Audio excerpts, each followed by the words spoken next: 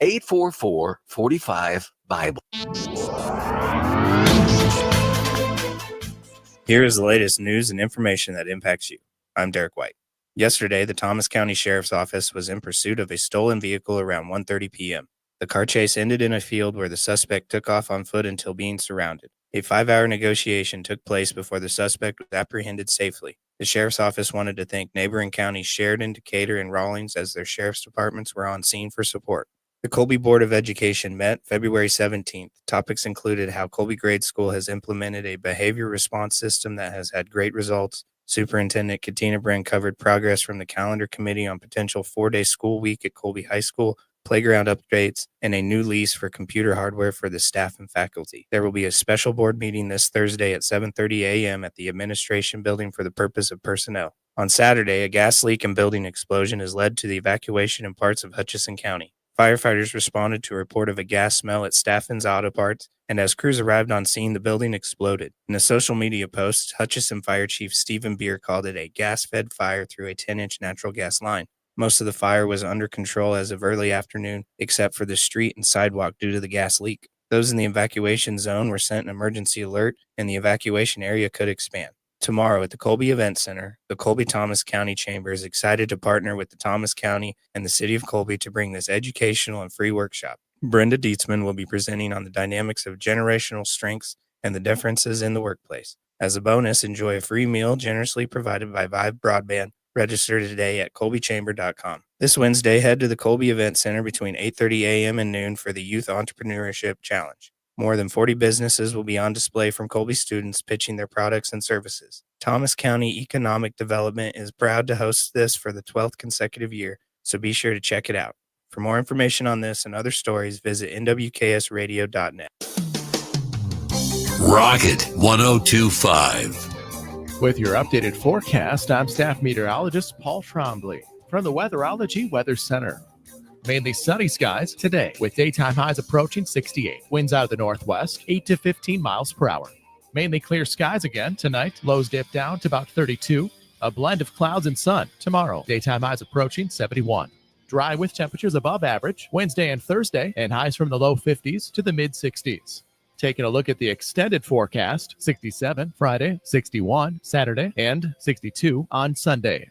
Another look at the short range. We should top off around 68 today. Lows level off around 32 tonight. A high of 71 tomorrow. Get up to the minute weather updates from the Weatherology Weather Center. I'm staff meteorologist Paul Trombley on this NWKS radio station. Currently 34. Looking for big savings on a powerful new ride? Hurdle Chevrolet GMC in Goodland, Kansas has you covered. Right now, drive home a 2025 Silverado 2500 with just 3.9% financing for 60 months. Need space and style? Get $1,000 customer loyalty cash on a 2024 Chevy Suburban. Or grab a 2024 GMC Sierra 2500 Pro Diesel. Originally just over $67,000, now just over $56,000 with a huge hail discount. Swing by Hurl Chevrolet GMC in Goodland today or shop online at hurlchev.com. If you're shopping for a banking institution, visit with Equity Bank of Hoxie, Grinnell, and Quinter, Kansas. The Equity Bank is heavily invested in local business and activities contributing in many ways back to their community. Their employees are involved with many organizations and area events. Plus, a lot of experience comes with that staff. You'll find valuable local assistance when you bank at the Equity Bank of Hoxie, Grinnell, Quinter, and other locations in Western Kansas. The Equity Bank, member FDIC. New year, new projects, and new deals at Hoover Lumber Ace Hardware. Start 2025 with a bang by tackling those home improvements. Refresh your space with vibrant Benjamin Moore paint or stock up on storage totes and shelves, perfect for organizing. Lumber prices are down, making it easier to tackle your next big project. Keep warm while you grill year-round with their top-notch grills and smokers from Traeger and Weber. And don't let the snow slow you down. Check out their great selection of snowblowers from Ego and Toro. It's Hoover Lumber Ace Hardware with locations in Goodland and Colby, your partner for a productive new year. Farmers, what do you expect from your crop insurance agent and company? Knowledge? Service? Peace of mind knowing you have the coverage you need for your operation? This is what you deserve and more. This is what you have with Rain and Hail Insurance and the girls at the insurance agency in Goodland.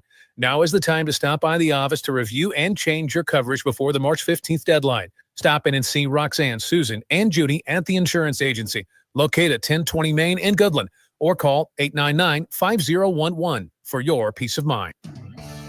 Phones nowadays can do practically anything, including feed you. And now they cannot. Well, that is if you download the McDonald's app.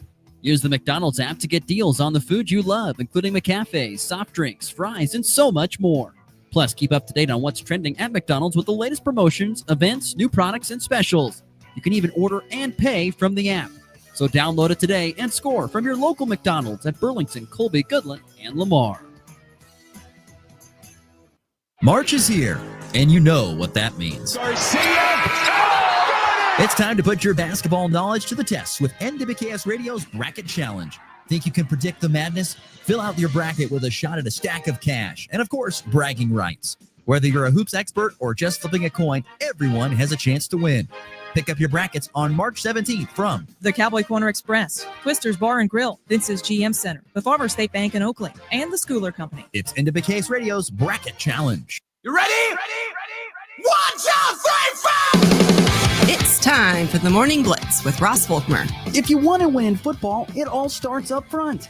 Mass kicks ass. And Max Gershon. Look at their schedule, folks. They played no one, and they never do to start the year until they play Kansas. They get these Mickey Mouse wins out of their ways. The High Plains only local sports talk show, broadcasting live on Rocket 102.5 and streaming on YouTube, Facebook, and X. They're basically idiots. Covering it all from the preps. Up ahead to Blair Lennon. Lennon, the crossover back to Cure. Hello, boom! A two-handed tomahawk flush. To the pros. Shotgun snap to Nix. Protection is good. Bold loads it up. He's got it. A receiver there. Franklin makes the catch in the end zone. Touchdown, Denver. The Blitz is presented by Hurl Chevrolet GMC, Hoover Lumber Ace Hardware, and F&B Bank. Along with the insurance agency, the Farmers State Bank in Oakley, the Cowboy Corner Express, and Equity Bank of Hoxie, Quinter, and Grinnell. Let's go to work. Oh, Bierman dribbling out near midcourt, picks up the basketball, needs some help, finds Allie Cure left side wing. Down low into the paint. Beautiful pass, great catch, and finish off the window. Lauren Linton. Her first points of the second half. She has a half dozen. Oh, he wanted to shoot, but pulled back. Zeke will take one. It misses. Rebound, Bidunga. Right back up, misses. KJ Adams. Buffalo's attacking 4-foot left. Basket plays it right side. Ronchik sets the feet, fires a three. Right between the eyes. From downtown. McDaniel, top of the circle. Oh, great back cut for CJ, and he'll slam it. CJ Jones makes it 2-0 Kansas State. And good Monday morning, everybody. We are back here on the Morning Blitz on this Monday, February the 24th. Boy, what just a couple days change can do. You step outside, it's beautiful. You can wear short sleeves again. Max could go golfing if he wanted to. You couldn't do that on Friday with all the snow that we had, but I tell you what, there was a lot of fun had by all, at least in my household, when it came to the snow this weekend. We got out and built a snow, because the snow was actually wet enough to do stuff with it. You could actually build a snowman, and we did some sledding behind a four-wheeler. We had a good time this weekend, Max. Good time in the snow. I'm glad. Yeah, that was nice. I don't know. I mean, like I said, I hadn't gone outside and played in the snow like that in a very, very long time, because we just don't usually get that kind of snow here, especially the wet kind. It's usually the very dry, very powdery stuff. But this stuff was a lot of fun to get pulled behind the old four-wheeler in and do some other make snowball fights. So I had a good time had by the Volkmer family this weekend doing that. How was your weekend? It was good, pretty chill. Didn't do much. I was, lots of Fortnite. I take it. No, not a lot of Fortnite, but on since it snowed again, there was no chance to golf because it was still wet outside, which kind of stunk. But maybe sometime this week I'll be able to. But chill weekend in the Gershon household. Pretty chill weekend. Well, did you have anything good to eat? Did you cook yourself up anything good to eat? Did you have a good meal this weekend? Nothing special. I got nothing special for you, unfortunately, Ross. Not the biggest chef. I have kind of figured that out through our conversations that is not really your forte. Not yet. I'm still I got time. I got time to learn and all that fun stuff. Down the line, maybe one day I will be a great cook, but just not at this moment. Yeah. No better time than now to practice when you're by yourself, because if it stinks, only you suffer at this point. That's true. So anyway, glad you're with us here on a Monday morning on the Morning Blitz. We got a lot of things to get to today. No Nick Athen today. There's way too much to get to in the world of high school basketball and other sports as well, because of what happened this past Friday and what all shook out. And of course, sub-state brackets came out, and postseason basketball actually begins tonight for some area girls teams. So we've got all that to get to into our second segment. So we're going to talk plenty of high school basketball in segment 2. We've got, of course, leftovers, whatever we miss out of our first segment, which, of course, is always our weekend winners and losers. There are two kinds of people in this world. There's winners and there's losers. Which ones were which this past weekend? I want winners. Loser! You're a loser! It's the weekend's winners and losers on the Morning Blitz. You want to be a winner, you be a winner.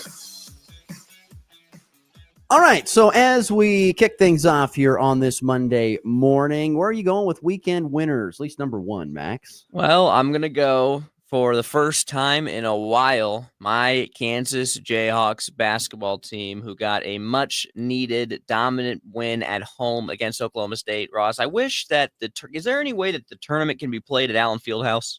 Because I've got a great feeling about KU. They don't even play state basketball at Allen Fieldhouse, so why would they do the NCAA tournament there? I know, just wishful thinking, I guess, because KU plays very, very well at home, as they always have. That was the performance you expected out of KU after a rough trip to Utah.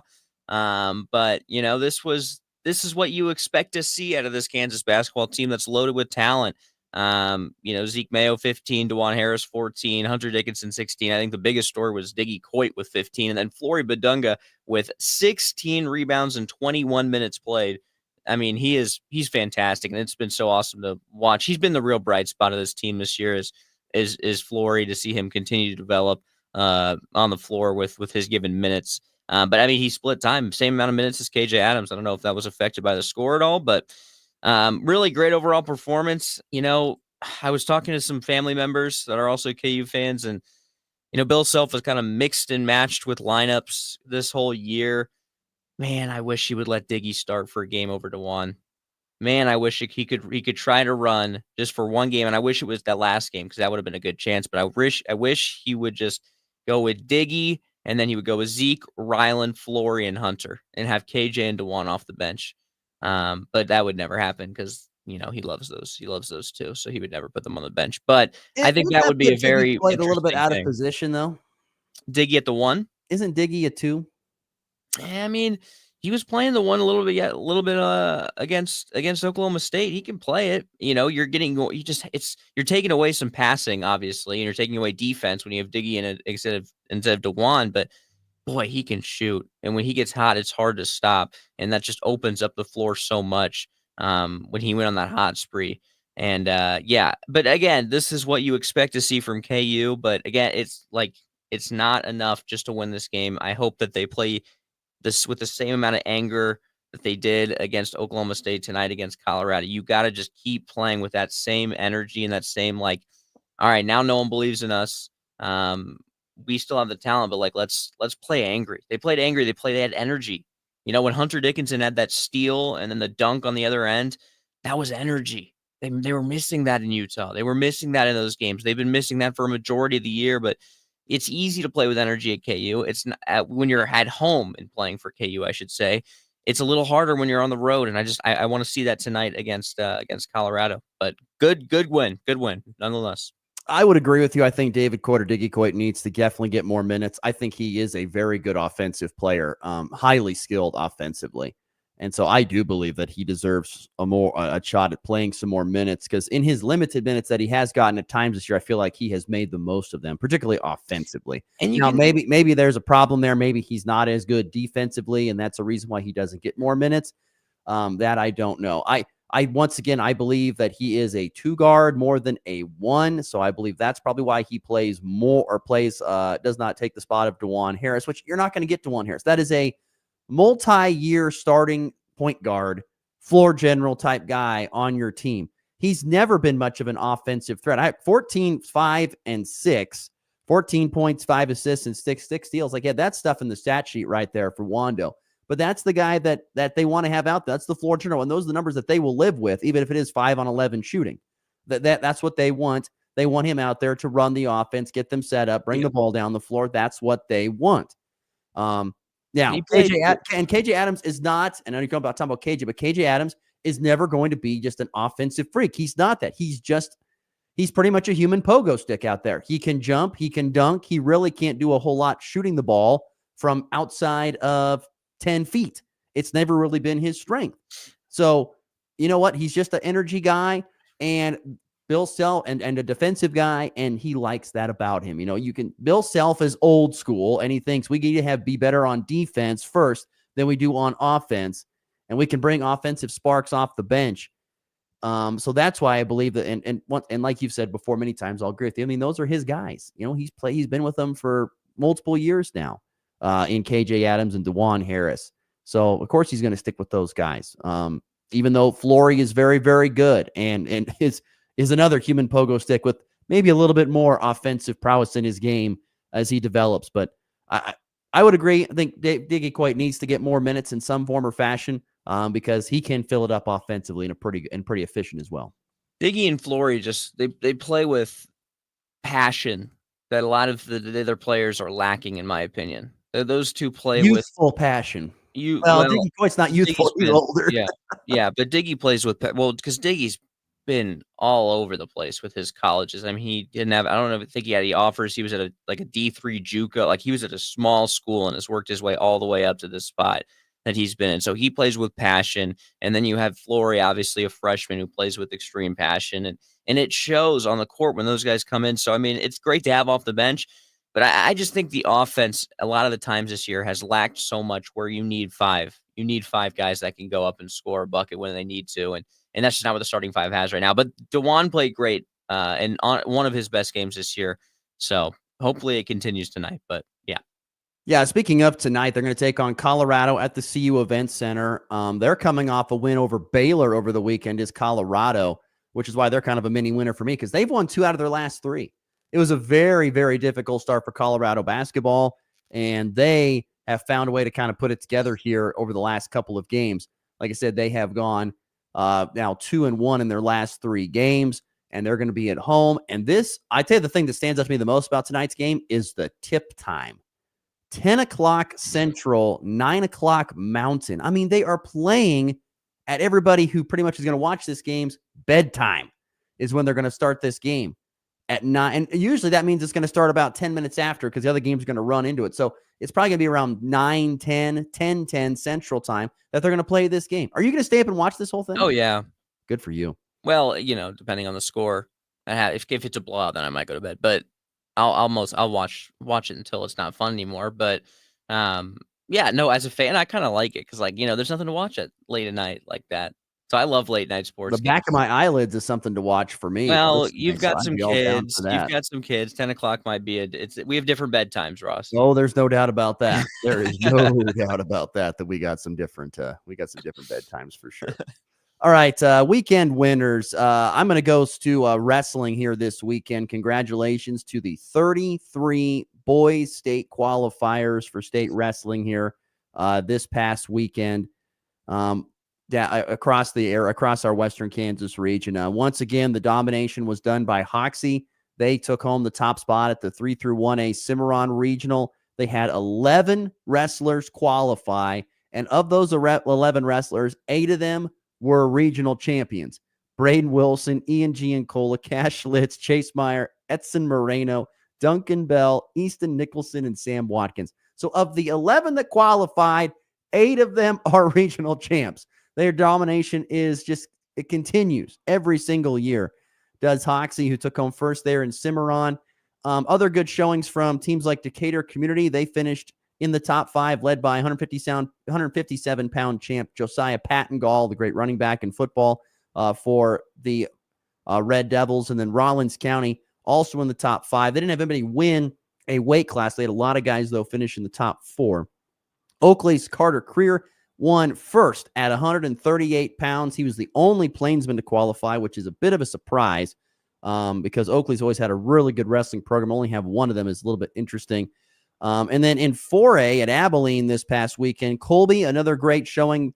They sent 9 guys. They're sending 9 guys to state, and they had 2 regional champs at the 2 lightest weight classes, Julian Salcido and Ryder Dempy Wolf.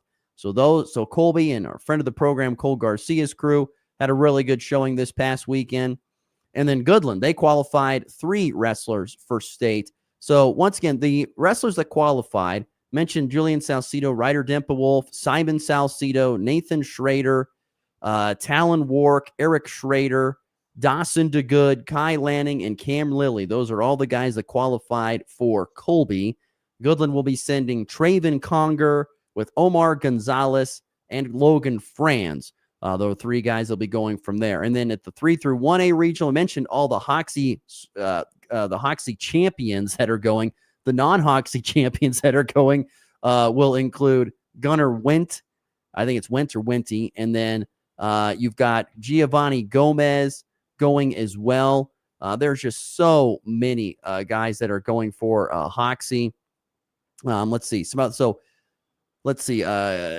Shane Todd of St. Francis, Ryan Schromick of Rollins County, Dayton Fromholtz of St. Francis, Caden Sowers of Decatur Community, Eli Holly of Rollins County, Sage Bryan of Decatur Community, Garrett Emig of Decatur Community, Matt Bretz of Hoxie, and Dalen Fairchild of Decatur Community. All of those guys, along with the guys we mentioned earlier that were regional champs from 3 through 1A, all going to state here this upcoming weekend. So 33 boys qualified, and there were, I think 1, 2, 3, 4, 5, 6, 7, 8, 9. There were 12, I believe, regional champs out of everyone that goes. And if you add that together, I think I did say Omar Hernandez. I had someone texting Omar. I said Omar Hernandez made it. Yeah. So Omar Hernandez with the likes of Traven Conger, or Omar Hernandez, not Omar Gonzalez. That was my problem. I said that wrong. Omar Hernandez made it. And then Logan Franz of Goodland made that there. And then one more thing on wrestling here. So I did the math, added up, Max. 60 state qualifiers and 18 regional champs, girls and boys combined. Our listening area will be going to state wrestling here this coming Friday and Saturday. That will take place, I believe 4A is at the Tony Pizza Event Center in Salina is where that will be happening.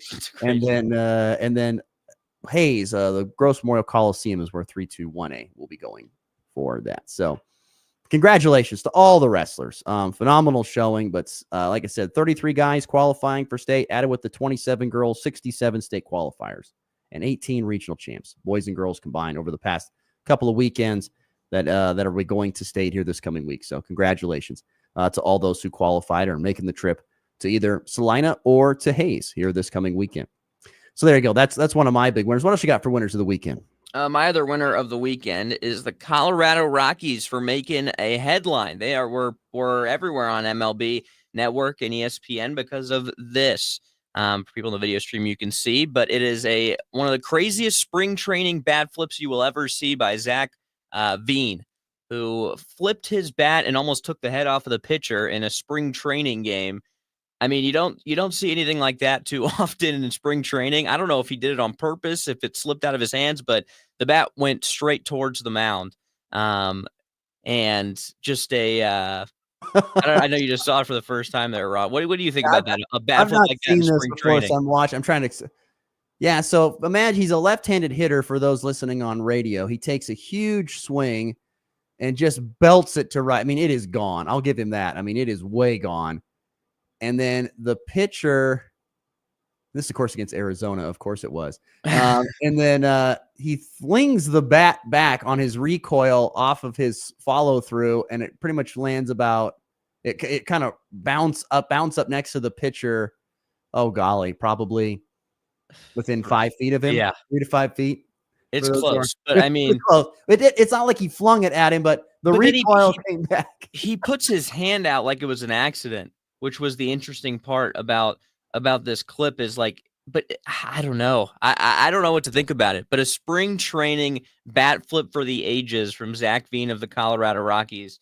And the Rockies don't get too much national media coverage. So I'm going to say you better just enjoy it. Better enjoy it, because I tell you what, bad flip, no bad flip, whatever.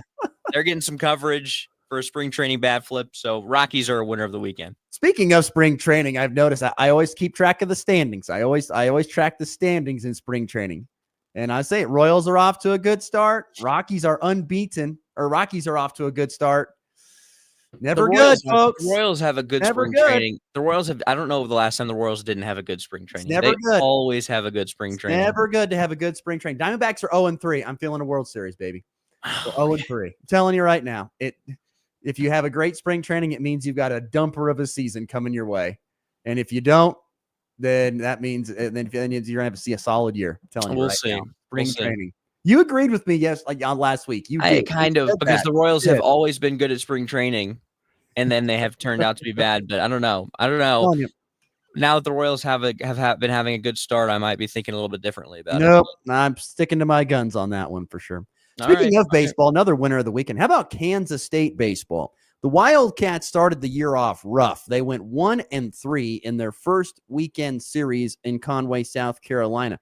They responded in a huge way this past weekend down in Arlington at Globe Life Field in Texas, where they went 3-0 with wins over number 5 ranked Arkansas and number 22 ranked TCU. They also beat Michigan, who, by the way, was really hot going into this tournament. So a 3-0 weekend for Kansas State down in Texas. Big feather in the cap to their program. Pete Hughes, the head coach there for Kansas State. They had a great regional last year, got beat by Virginia in the Supers, but they had a great postseason, and that momentum is kind of carried despite graduating a lot of key pieces. They brought in some new guys from the junior college level and high school. They've got themselves a really good baseball team there again in Manhattan, and even though it was a slow start last weekend, a big response with 2 ranked wins over Arkansas and TCU here this weekend. That was impressive. Very impressive. Definitely. I'm just looking. They've got some guys that I got to call in the Appalachian League, but they've got some guys this really good pitcher who's a two-way guy. He can pitch and he can hit. I forget his name. He's really talented. Young. I think he's a freshman. He's really, really good. Then they got this young man. I think he's a Japanese guy, or I think he's a Japanese player, but he's from a JUCO somewhere. He's really good. Very talented player.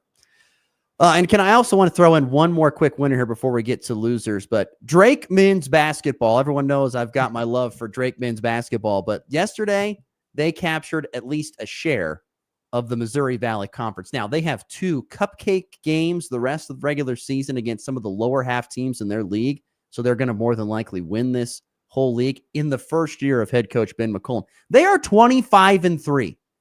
25-3. And I was watching they were on ESPN on Sunday. They were taking on Northern Iowa, which that game there was kind of a de facto, you win that game, you're going to be in position to win the league type game. It was a great game, great atmosphere. There was I kid you not, Drake was down by 2 with less than a second to play, or with just a couple seconds to play. A guy puts up a 3 at the buzzer. He's fouled. He goes to the line, misses the first, so he has to make 2 consecutive or the game is over. He makes them both. They go into overtime, and they get the win on a 3 ball from Bennett Sturts, who's one of the best players that nobody knows about. He's unbelievable. That's all of Drake. It is. I mean, it is. I'm telling you that this, I don't, and the funny thing is they were talking about where they would sit in the bracket. They're 25-3, and yet they're still not, they're not even in an at-large conversation. They're going to have to win their league to get in. You think about it. They might have to be like 31-3 in order to make it into the NCAA tournament. That is ridiculous. Yeah. I mean, that's ridiculous. They have to get in. Wait, what? You're saying they have a chance not to get in? They're not according to Joe Lenardi, they are still not an at-large team, meaning if they don't win their conference, they may not be in. As in they don't win their conference tournament, I should say, because, that's the automatic qualifier. Right. That's crazy. 25-3. I mean, they're gonna be 27-3 because I'm thinking they're gonna win their last 2 regular season games. They'll be 27-3, and then they're gonna go to the tournament and probably win a couple of games there. So I will be shocked if they're not in there. But once again, they're in the Missouri Valley, and everybody, everyone loves the bigger conferences and wants to get those teams in. I'm telling you, I want to see this Drake team in the tournament because I think they are going to be bracket busters. Definitely. I mean, you've convinced me. They are. I was talking to one of my buddies about I think Drake might be my Cinderella the tournament if they get in. And then he was like, I know they didn't even know they were good. And I was like, you didn't know that? Everyone doesn't know that. I feel like knows about Drake. Yeah. Well, they're going to be. I think they're going to do some damage if they can make it in the tournament. All right, quickly on to losers. What do you got for losers this week? Well, my first loser is Purdue basketball, who has dropped 4 straight in Big Ten play. I mean, my goodness, they are putting on a stinker at the wrong time as Purdue. And no one really likes Purdue, though. So, I mean, no one's really too upset. But losing to Wisconsin, Indiana most recently. I'm blanking on who the other 2 were. I had it pulled up, but now I don't remember. Michigan State on Friday. They lost to Michigan State, which Michigan State's a top 25 team, and they are trying to think here. That was on Friday. That was at Michigan State. That Wisconsin game might have broke them a little bit because that game was they was at home in Mackey Arena and Wisconsin just absolutely routed them. Then they lost to Michigan. Michigan was the other loss. And Michigan's a top 15 team. So, yeah. Yeah, tough times for Purdue. So that's one of my losers of the weekend. And then my other loser of the weekend was ESPN losing out on their contract with MLB, which I actually didn't lose out with it. They gave it up. They gave it up, but which is, it's a loser, but it's also kind of a winner in my opinion, because I hate ESPN's baseball broadcast. I think they're terrible. I think they don't have really good announcers, and I don't like them at all. I don't like what they show for baseball. So I'm glad that they've given it up and someone else can come in and kind of renovate baseball broadcasts, because ESPN baseball casts are not it. So also excited that Joe Buck's going to be back in baseball, at least to start the year. He's doing opening day, Brewers, Yankees. And I was going to say, Joe Buck's going to be on ESPN. So there's your answer for your broadcaster, I guess. It has not been the same since he's doing it for Fox, I think. No, he's an ESPN guy. I know, but he's doing opening day. What is that? It's not on ESPN. I think it's on ESPN. Oh, do they have it for one more year? I think it is. Yeah, they got it for another year. It'll be after this year, I think, is when it's over. I think ESPN. 2 things on this. First and foremost, yeah, you're right. It has not. Yeah, I'm right, of course. My ESPN has. They've not been good at the MLB baseball coverage since Johnny Miller and Joe Morgan. That was a great telecast crew, and ever since they didn't want to do it for ESPN or let them go, I don't know what happened there. Of course, Joe Morgan has passed away here recently, but I mean that was a great telecast and broadcast for baseball. And let's face it, I mean baseball has over the years lost its luster a little bit. It's not driving TV ratings like ESPN wants it to see. It doesn't drive the ratings. And so ESPN's like, well, we don't need this. If we're going to lose money on it, why do we need to do this? We'll let somebody else do it. And MLB has not been, let's face it, I mean, MLB has not been great about their team's television media rights. I mean, how many stories have we heard of the last couple of years about how teams are going to have to find partners in order to broadcast their games? The Royals are in that spot. The Diamondbacks had to have Major League Baseball pick up their network because Bally Sports and stuff got out of that. And that's where most of them were. I mean, like I said, it's kind of been a bit of a turd show for MLB baseball when it comes to that kind of stuff. I loved it. I mean, I loved when in 2015, 2014, when it was Fox, MLB Network, TNT, TBS. I mean, those guys, the people that were announcing in those days were fantastic. I thought the broadcasts were great, and they just don't have that same vibe right now. But I think if they bring back Bob Costas was terrible last year. I think everyone knows that. That kind of sucked. If they bring back some of those guys, some of those bigger name guys, I know Bob is a big name, but different. But I don't know. I just think they need to bring back those voices that just everyone knows and wants to listen to. They have to. At the same time, it's good to go out and find fresh, new. Well, they did with Joe Davis, and Joe Davis is great.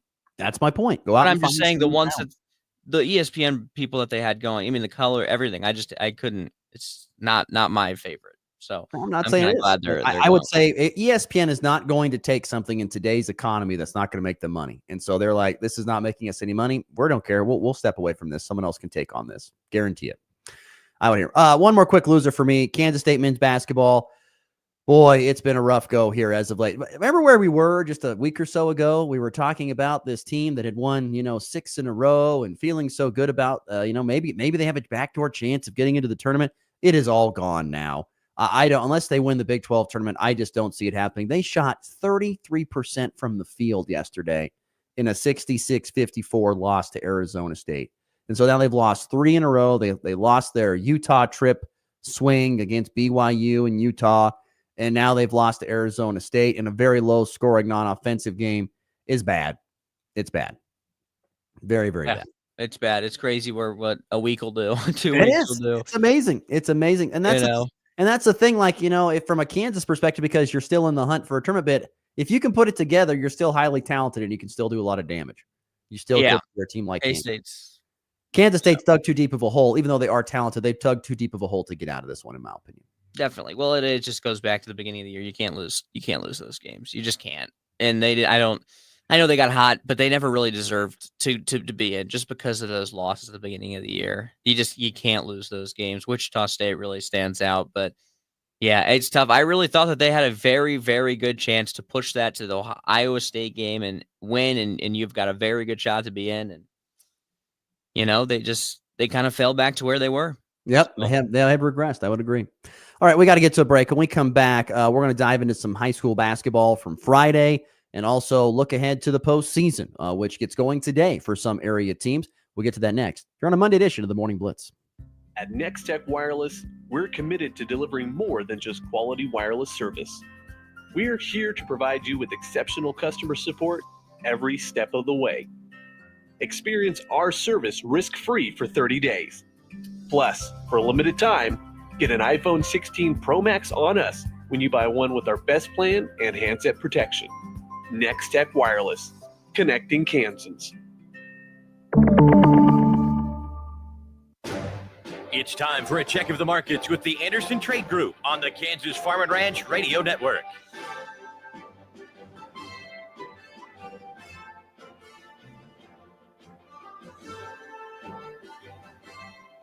Good morning. This is Kate Thompson with the Anderson Trade Group. Today is Monday, February 24th. On the overnights last night, March corn lower 4.5, 486 3/4. May down 4 cents at 501. July down 4 1/4 at 505 1/4. September down 3 3/4 at 473 3/4. March beans down 1.5 on the overnights at 1038. May down 1 1/4 at 1056. July down a cent at 1072. August beans down 1.5 at 1069 3/4. Chicago wheat, the March contract lower 9.5 on the overnights at 580.5. May down 9.5 at 594 3/4. July down 8 1/4 at 609. September soft wheat down 8 3/4 at 623. Kansas City wheat, the March contract lower 8 3/4 at $6. May down 8 1/4 at 613.5. July down 8.5 at 625 1/4. September hard wheat down 8.5 at 639. On the stock market this morning, the Dow up $235 at 43,718. The S&P up 33 at 6,062. The Nasdaq up $119 at 21,798. Gold higher $17 an ounce at 2,970. Crude oil down 12 bucks a barrel at 70.28. If you have any questions about marketing grain, we'd like to talk about risk management options, give our Colorado office a call. John Hankey or John Stiles at 970-744-4484. Or in our Kansas City office, myself, Tom Schluto, Jared Law, or Tyler Ghosh at 913-748-3000. The Anderson Trade Group, proud market partners with Kansas Farm and Ranch Radio. Find out more at andersongrain.com. The risk of loss through trading futures and or options is substantial, and each investor and or trader must consider whether this is a suitable investment. Past performance, whether actual or indicated, is not indicative of future results. The Anderson Trade Group has no guarantee that the advice given will result in profitable trades. LivestockMarket.com offers all the tools you need for a successful production sale. The easy-to-use online platform makes it super easy to take bids from anywhere in the world. Buyers can place pre-bids and real-time bids, browse your sales catalog, and watch your sale broadcast live. LivestockMarket.com is also the ideal platform for private treaty sales and timed online-only auctions. There's no easier way to find buyers for cattle, horses, sheep, and hay. Sell on your terms today with LivestockMarket.com. Our farmers feed us all. For generations, they've done what's best for the land. So why is the litigation industry threatening Kansas farmers' go-to crop protection tool? Without glyphosate-based herbicides, crop yields will drop, costs will soar, and we'll all see even higher grocery bills. Farmers need to be supported, not controlled. To keep glyphosate available in our state, go to TakeControlKansas.com. Paid for by Modern Ag Alliance in support of Kansas farmers. Big savings are waiting at Hurl Chevrolet GMC in Goodland, Kansas. Get a 2025 GMC Sierra 2500 with 4.9% financing for 60 months, or drive off in a 25 GMC Sierra 1500 with $2,750 in rebates or 2.9% financing for 48 months. Plus, don't miss your chance to save big on their last hail vehicle, a 24 GMC Sierra 2500 Pro Diesel, originally just over $67,000, now just over $56,000. Deals this good won't last. Hurry to Hurl Chevrolet GMC today or shop online at hurlchev.com. Miss the weekend action? Yes, you caught me. No worries. We've got all the highlights and lowlights covered. Hey, okay, well, catch me up. This is the Morning Blitz with Russ Volkmer.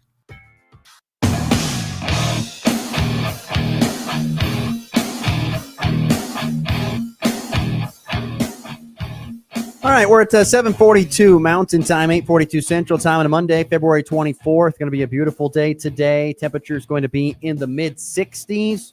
Currently sunny and 37. So some beautiful weather on tap for us here today. We've got still lots of we got some more thoughts coming in. Winner of the weekend from listener Michael. Alex Bregman is his winner of the weekend for his first solo shot for his Red Sox. So, of course, he's big on that. Let's see. An unnamed texter says Matthews and Splittorf calling Royals games. They were the best. You know those guys? I don't know those guys. Denny Matthews. Who is Splittorf? Am I missing that one? I don't know. Maybe he's new. I don't know that one. Well, they have. I like Jake Eisenberg. I think he's good. Jake. Jake. You have connections to him, don't you? I do. We need to have him on the show. I can try to get him on the He show. would be great. Yeah, I mean, I love Ryan Lefevre. He's been my favorite announcer. He's like my idol. Just his storytelling, beautiful, perfect. I love him. He's great. There are lots of great guys in Major League Baseball when it comes to the voices. You know who of their my team. favorite non-Royal announcer is Dan Orsillo of the San Diego Padres. Used to be the Red Sox. The Red Sox fan will know him, but he is my favorite non-Royal announcer. He is so fantastic. Just electric vibes in San Diego, fits it so perfectly. But yeah, he is a little over the top. Oh, it's amazing though. He's got a great voice. Oh, Davey O'Brien of the Red Sox does a great job. Of course, what's his bucket now with the Cubs? Does phenomenal. Chomby, there you go. John Chomby. Brian Anderson of the Brewers is great.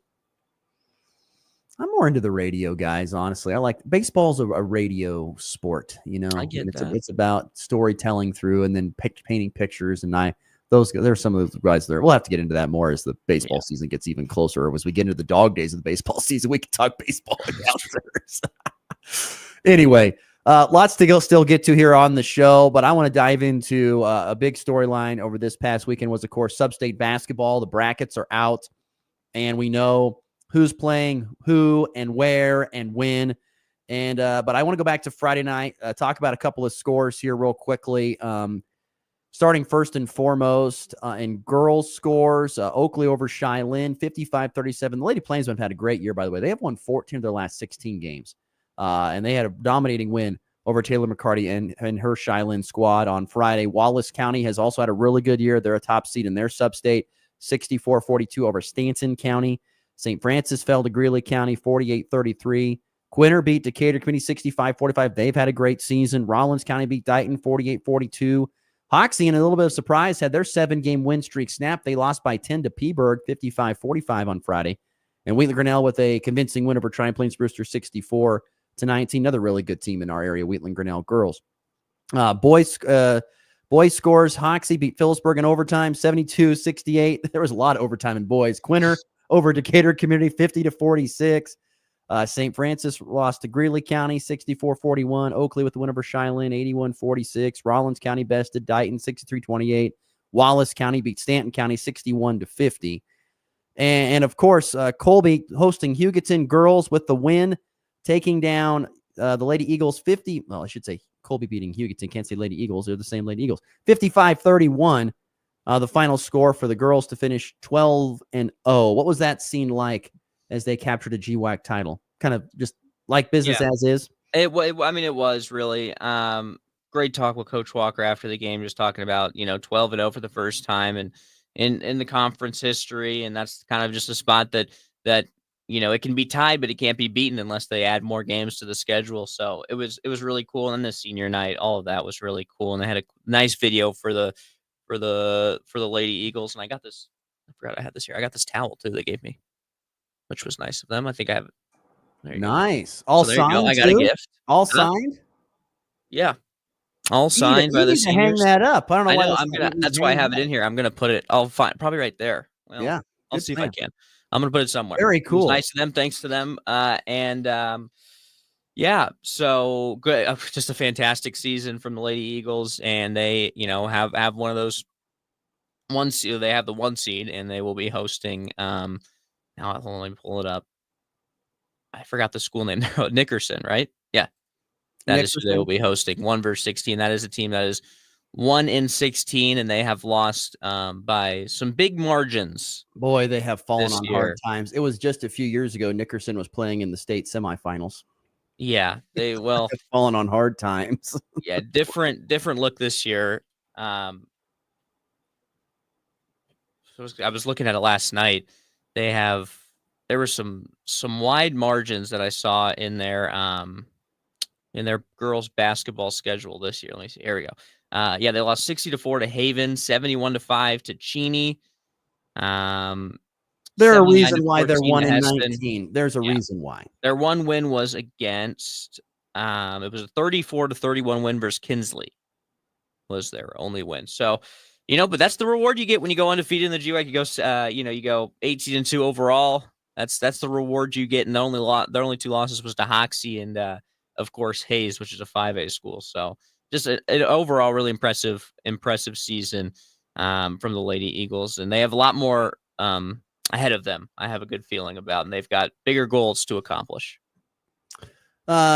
Continuing on here, what about for the boys' game? Was a bit of a heartbreaker from everything I was told. Yeah. Leading in the 4th quarter, run out of gas, getting a double overtime, ended up losing to Hugoton. Yeah, they were up by, I believe it was 13 or 14 at some point in the 3rd quarter. The game changed late in the 3rd quarter. Jordan Jones picked up a technical, and it turned into a 5-point possession for Hugoton, and that really just switched the momentum. Hugoton was not making a lot of shots in the first half. It was kind of similar to the last Colby versus Goodland game in the event center, where Goodland was not hitting a lot of shots, and then Colby kind of had the lead for most of the game, and they just kind of shot themselves in the foot in the 4th quarter. That's exactly what happened. They just could not stop turning the ball over from the 4th quarter on.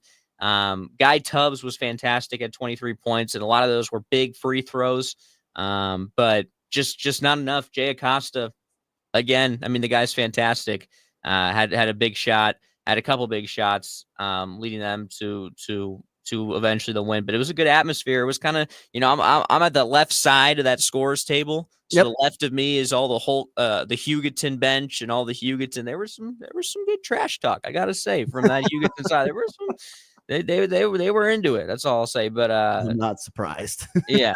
So it was a heartbreaker for sure on senior night, but they've got a chance to still have a home game in sub-state, and then we might be seeing each other once again in the next round. Ross, let's not shout out to listener ahead, Andy. but... He called it. Listener Andy called it on Friday. He goes, "You watch Goodland and Colby are going to have to play in the semifinals." Yep. That's a high possibility. High possibility. Very they got high a good draw, though, I possibility. will say.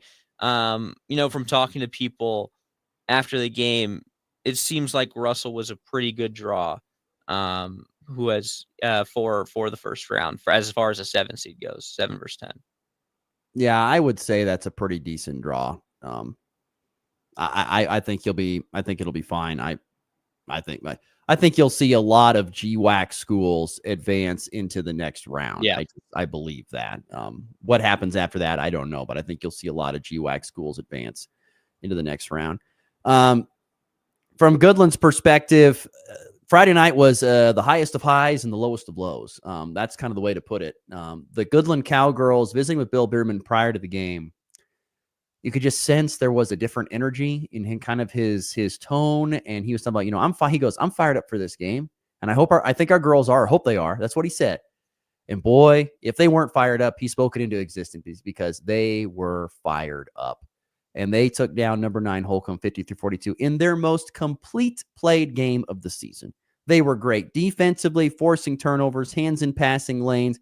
making three-point shots difficult, rebounding the misses, limiting second chance opportunities. There was not much that Goodland did wrong, at least without going back and piecing through the film. I'm sure Bill Bierman has done and found some things, but to the untrained eye, there was not much they did wrong. Offensively, they got great performances out of Hope Bierman and Libby Cure. Libby taking it to the basket off the dribble, and Hope knocking down some outside jumpers and some free throws down the stretch to ice the game. It was a very, very good effort from the Goodland Cowgirls. And a win like that not only did it help them secure a second place finish in the GWAC, which once again, I've said this term 1,000 times. I'll say it again. Everyone say with me. It was a great feather in the cap for the Goodland Cowgirls this year because of all the players that they have graduated over the last couple of years that have gone to the state tournament, have won state titles, have finished in the top 4 in the state. They've graduated so many great pieces to then pretty much, not saying completely start over, but a lot of new girls in a lot of new places, and to still find a way to finish tied for second in this very, very good GWAC league. That's a really good. And this type of win over a ranked foe can give you the type of confidence you need going into the postseason to make a deeper run. I really believe that. You get the kind of like, God, look what we just did. We can do that again. And you go out there and you take care of business in the first round. And then you carry that into the second round. And then you might have to face Colby in the championship game if you make it that far. And then you've got all the momentum in the world going for you. I'm telling you, that win on Friday could be absolutely huge for the Goodland Cowgirls going forth. We'll see. But it was their best performance, and for it to come at that time was absolutely massive. So shout out to the Goodland Cowgirls and Coach Bill Bierman. That was a phenomenal performance. And like I said, the highest of highs after game 1. The problem was the lowest of lows came the following game, where the Goodland Cowboys had no answer for the three-point shooting Holcomb Longhorns. You talked to us weeks ago about how Holcomb in their gym just shot lights out against Colby. They did it against Goodland. They buried 13 three-pointers on the night, and the Cowboys had no answer. It was so interesting because I'm sitting there this whole time calling this game like, that conversation we had on the show is coming to fruition. If you can't defend the three, you're going to be in serious trouble. So you better be able to make the three. No, you're not making enough of them. Guess what? Threes count more than twos. And Goodland had this plan of, we're going to use our size to our advantage. We're going to go inside and we're going to finish inside. Great plan. It really was, because you do have the size advantage and your guys can finish inside. The problem is, if you're going to give up threes on the other end, you can't keep pace with it. And that's the thing. Every time Goodland got it close, bang, bang, bang. A few more threes from Holcomb, and it was lights out. And the sad part is, I left that game and drove home. I was pretty much sick to my stomach all the way through Saturday, because that was unfortunately just a wasted opportunity for the Cowboys. They had a chance to win a GWAC title for the first time in their program's history and did not get it done with all this talent. And it's heart-wrenching. It's gut-wrenching. That's what's so sad about it. If there is a positive, last year the Cowboys dropped the regular season finale to Scott City at home on Senior Day. They turned that in and rattled off, I don't know, what was it, 7 wins in a row, 5 wins in a row, all the way to the state finals, end up losing in the finals. But nonetheless, there's too much talent on this Goodland basketball team to not make a deep postseason run. I hope this loss fuels the team and does not drag them down, because there's too much talent on this team to have that happen. But by God, if you're going to face Holcomb again, which you won't until state, they're in the opposite bracket, but you have got to live in the shirts of them. Live in the shirts. Live in their jerseys. Drive them off the three-point line. Do not let them drive to the bucket and have to go up again and make a contested layup. Do that instead. Don't let them shoot threes. It's those type of teams that will absolutely kill you when you cannot defend them. I tell you, I was laughing with my good buddy who's a Nebraska fan. He says, like, watch Husker basketball. They gave up threes the whole game. That's all they did. And they can't make them on the other end. I was surprised. I was talking to the players after, and Guy Tubbs told me that can't make enough of them on the other end. That's what I'm trying to say. I was talking to the players after the game, and Guy Tubbs told me that Holcomb won. I was surprised. I thought Goodland was going to win. I'll be honest. I think it's going to motivate them, though, Ross. I think you're right. Boy, I hope it does. Maybe a little Ohio State loss to Michigan. It would motivate me. My gosh, I tell you what, I was hot. I was hot driving home. I was angry. You were mad. I was mad. I was like, an opportunity was missed. And of course, I've talked about doing history, making history, all that stuff. There was an opportunity to do that, and it was missed. And, now you've got to find a way to atone for that miss, hopefully. We'll see. We will see. Like I said, there is way too much talent on this Goodland team to not have a great finish here, the regular to be in through the postseason. Too much talent. We'll see how it goes. Credit to Holcomb, though. They shot lights out. They were great. And if they continue to play like that, they're going to be one difficult out. Who did Goodland lose to in football in the playoffs? Heston. I didn't know why I thought it was Holcomb. So sorry. Oh, we lost to Holcomb too in the regular season. I didn't, but I thought in the play. Never mind. Forget it. But I think it'll motivate them, though. I will. I hope so. We'll see. Before we get to break, real quickly, sub-state action tonight. There is still games being played tonight in the 1A, D1, and D2 divisions, and it's girls.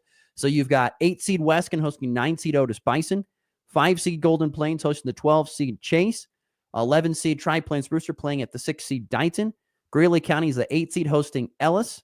Number 12-seed St. Francis goes to the 5-seed La Crosse, and Decatur Community is at home hosting the 11-seed Downs Lakeside. Those are all girls' games tonight as sub-state action begins. So, like I said, we got lots of postseason basketball this pretty much whole entire week.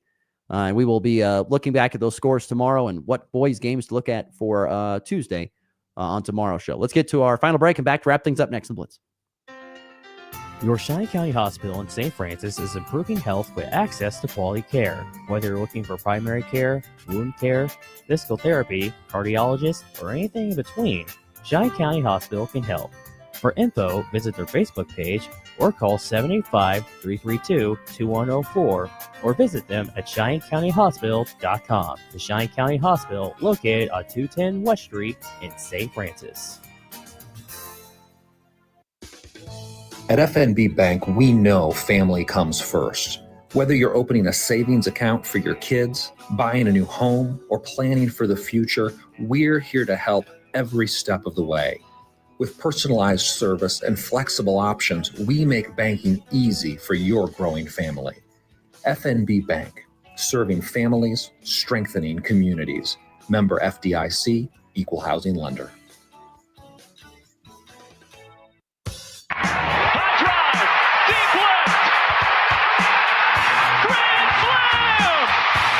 And back lifts his ball high, deep to right. How about a walk-off three? Thomas to the 10. Difference going on in New England. They win it on the first play of overtime. Mahomes flings it. It's there. Hardman. Jackpot. Kansas City. Don't forget tonight, there is still basketball, late night basketball. KU and CU facing off tonight. That's a 9 o'clock Mountain, 10 o'clock Central Time tip. I still chuckle about it. That is for sure. Also tonight, Nebraska hosting number 12 Michigan, if anybody wants to watch that game. Shout out to Fort Hays Tech Northwest men. They upset 13th ranked Barton this past Saturday, 99-92. Kalik Sharp, career high 35 points to win. Fort Hays Tech Northwest men, they're getting hot at the right time.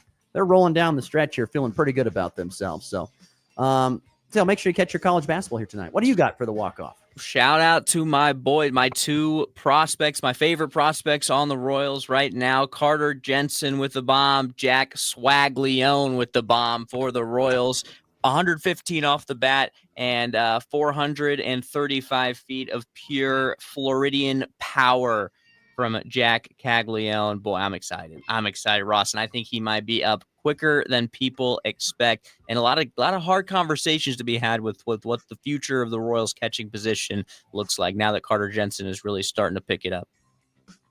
Well, we'll find out more in the coming weeks as they get things picked up here out there. I wanted to also quickly talk about, I saw something interesting about the NFL draft.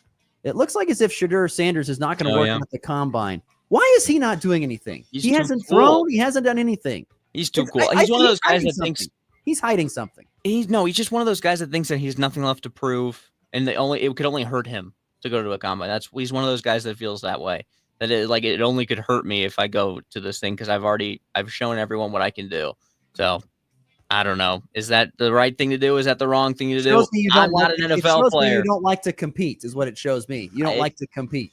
It could. And that would be kind of you're just there for the flash and the money, which that sounds like Shadur Sanders to me. All right, that'll do it for us. For Max, I'm Ross. Thanks again for listening. We're back again tomorrow on a Tuesday. It's been the Morning Blitz.